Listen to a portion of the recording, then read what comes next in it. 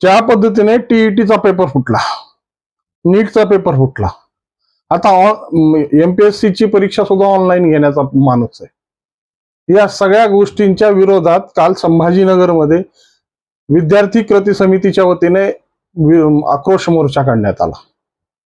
या आक्रोश मोर्चाला ढीगभर नेते बोलवण्यात आले होते, ढीगभर कार्यकर्ते बोलवण्यात आले आणि ढीगभर नेत्यांनी ज्या पद्धतीच्या भूमिका मांडल्या, पण त्या भूमिकेत विठ्ठल कांगणे सरांचा जो मुद्दा आहे आणि वास्तविक स्वरूपात ज्या पद्धतीचे हे आंदोलन एका विद्यार्थ्यांच्या आयुष्याची कलाटणी देणारं आंदोलन, कारण की या आंदोलनामध्ये, या मोर्चांमध्ये जे प्रश्न उपस्थित विठ्ठल कांगणेंनी केले ते खऱ्या अर्थानं आज वास्तविकतेत सामाजिक परिस्थितीमध्ये खूप मोठ्या अडचणीचे आहेत। ज्या पद्धतीने टीईटीची परीक्षा शिक्षकांवर लादून या सरकारने ज्या पद्धतीची भूमिका मांडली आणि वास्तविक स्वरूपात आज ज्या पद्धतीच्या पेपर फुटीच्या माध्यमातून हजारो कोटी रुपयांची माया गोळा करण्याची मानसिकता, ही खऱ्या अर्थानं या शिक्षण विभागाशी केलेली प्रतारणा आहे, असं विठ्ठल कांगणे सरांचं मत आहे। आणि वास्तविक स्वरूपात ज्या पद्धतीच्या भूमिका आज शिक्षण विभागाने घेतल्यात ना, त्या शिक्षण विभागाच्या भूमिका खऱ्या अर्थानं ज्या पद्धतीची शिक्षण पद्धती अवलंबण्यात आलेली आहे त्याच्या आणि याचा काहीही अर्थार्थी संबंध लागत नाही, असा सूर या मोर्चातून निघाला। पण वास्तविक स्वरूपात या मोर्चात ज्या पद्धतीनं ढीगभर नेते बोलवण्यात आले होते, त्या नेत्यांच्या भूमिका काय होत्या आणि ज्या पद्धतीच्या खेळीमेळीच्या राजकारणामध्ये ज्या पद्धतीची टोलेबाजी आणि ज्या पद्धतीने सरकारला अडचणीत आणण्याचे प्रश्न मांडण्यासाठी हे कृती समितीचा हा उपयोग नेत्यांनी केला, त्याचंच विश्लेषण करण्यासाठी मी तुमच्या समोर आहे। नमस्कार मित्रांनो, मी राजेश दुबे, मंथन मध्ये आपलं स्वागत आहे। एखादी गोष्ट अशी घडून जाते की त्या गोष्टीचे परिणाम दीर्घकालीन ठरतात आणि ते दीर्घकालीन परिणाम ठरणारी घटना म्हणजे टीईटीचा पेपर ज्या पद्धतीने फुटला आणि ज्या पद्धतीने या शिक्षकांच्या वर लादण्यात आलेली ही टीईटी परीक्षा आज वास्तविक स्वरूपात ह्याच्या अनेक पद्धतीनं विश्लेषण चालू आहेत। प्रत्येक शिक्षक तज्ञ, प्रत्येक सामाजिक भूमिकेतले सामाजिक कार्यकर्ते, राजकीय कार्यकर्ते, हे सगळे या टीईटीच्या पेपरच्या संदर्भातून, ज्या विश्लेषणाच्या संदर्भातून आज समोर येत आहेत। पण कालचा जो संभाजीनगर मधला या कृती समितीचा मोर्चा विशेष करून एक मार्गदर्शक ठरला, कारण की ज्या पद्धतीने या सगळ्या घटना जरी वलांकित आणल्या होत्या, परंतु त्याच्यातला जो जिवंत कार्यकर्ता होता, या जिवंत कार्यकर्त्यांनी या सगळ्या शिक्षण विभागाच्या पोलखोल केल्या आणि ज्या पद्धतीने या एमपीएससीच्या परीक्षा ऑनलाईन केल्यानंतर त्याचे दुष्परिणाम काय पडणार आहेत, त्याची परिणाम सामाजिक भूमिका काय मांडली जाणार आहे, याच्या संदर्भात खूप मोठी चर्चा झाली। पण त्याच्यासोबत अनेक शैक्षणिक आणि ज्या स्पर्धा परीक्षेच्या माध्यमातून ज्या विद्यार्थ्यांची परिस्थिती निर्माण होते त्याच्यावरही प्रकाश टाकण्याचं काम या विठ्ठल कांगणे सरांनी करण्याचा प्रयत्न केला। विठ्ठल कांगणे हे स्वतः एक शिक्षक आहेत, एक चांगले युट्यूबर आहेत आणि त्या पद्धतीने या भूमिका, सामाजिक भूमिकेसाठी त्यांनी आपली मराठमोळी आणि आपली गावरान भाषा वापरून ज्या पद्धतीच्या भूमिका मांडल्यात ना, त्या काळजाला भिडण्यासारख्या होत्या। आज हजारो युवक पोलीस भरतीसाठी या 36 जिल्ह्यामध्ये फिरतात। या 36 जिल्ह्याच्या पैकी कोणत्याही जिल्ह्यात न त्यांच्या राहण्याची व्यवस्था होते, न खाण्याची व्यवस्था होते, मात्र या परिस्थितीमध्ये कमीत कमी 1-2 तरी विद्यार्थ्यांचा बळी जातो। मग एवढी मोठी राजकीय व्यवस्था असताना, एवढं मोठ्या ट्रोलिंग करणारी आर्मी असताना, या सगळ्या गोष्टीचा ज्या पद्धतीने पोस्टमॉर्टम करणारी मंडळी असताना, या विद्यार्थ्यांच्या व्यवस्थेबाबत यांचे का हे पुढे येत नाहीत, असा सवाल त्यांनी रोहित पवारांना काल केला। रोहित पवार तर हात धुवून या सरकारच्या मागे आणि ज्या पद्धतीनं हे त्यांच्या सगळ्या भूमिका आज ज्या पद्धतीने मांडण्याचा प्रयत्न करतायत, भले आज राष्ट्रवादी शरदचंद्र पवार आणि भाजपची आतल्या गटातून जी बोलणी चालू आहे आणि ज्या पद्धतीच्या अटी आणि शर्ती सोबत शरदचंद्र पवार एनसीपी ही बहुतेक एनडीए मध्ये सामील होण्याची चिन्ह दिसतात, पण तरीही आपला स्वर हा कायमस्वरूपी चांगल्या पद्धतीने राहावा आणि ज्या पद्धतीच्या भूमिकेत आज त्यांची गरज आहे, कारण की जननेता बनायचं, एक पुढचा भवितव्य बनायचं असेल तर तुम्हाला काही ना काहीतरी लँडमार्क या या समाजामध्ये मांडावे लागतील आणि यासाठी ही रोहित पवारांची चाललेली धडपड.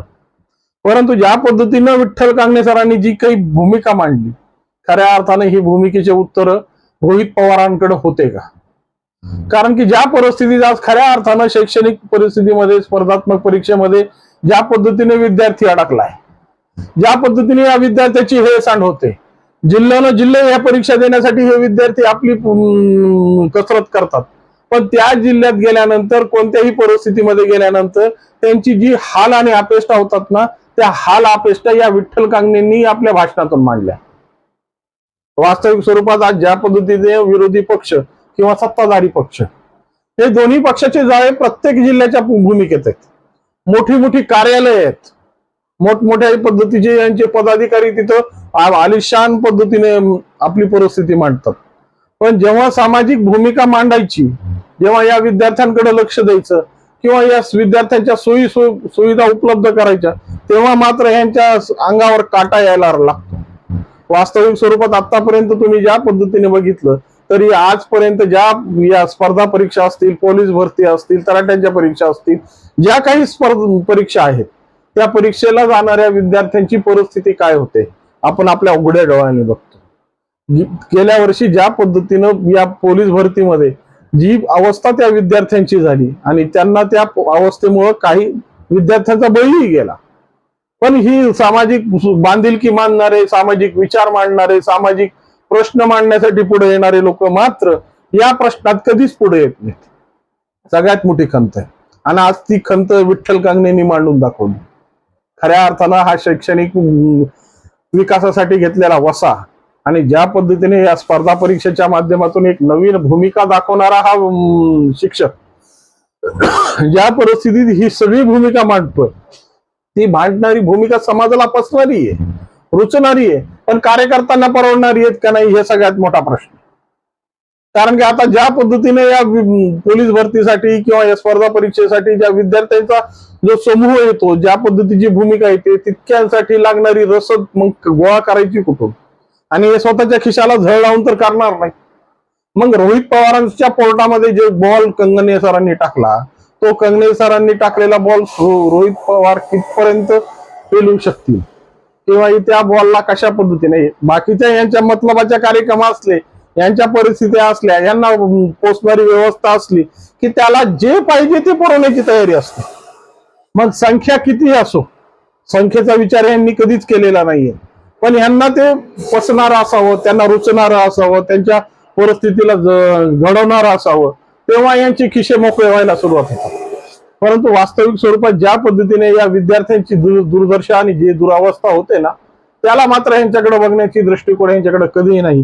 तीच खंत कालच्या संभाजीनगरच्या मोर्चामध्ये महत्वाची भूमिका ठरली. भले एमपीएससीची जी काही भूमिका असेल त्या शासनाला याचा पुनर्विचार करावा लागेल. टीईटीच्या परीक्षा संदर्भात जो काही निर्णय येईल ती परीक्षा समिती ठरवेल. परंतु ज्या पद्धतीने या आक्रोश मोर्चाच्या माध्यमातून जी ढिगभर गोळा करून एक वेगळी भूमिका मांडण्याचा प्रयत्न होता, त्या सगळ्या भूमिकेला विठ्ठल कांगणेंनी आपल्या यॉर्करच्या माध्यमातून क्लीन बोल्ड केलाय. आणि या क्लीन बोल्डमुळे खऱ्या उडालेल्या त्रिफाया कशा पद्धतीने सावरण्याचा प्रयत्न आता हे बाकीचे करतील.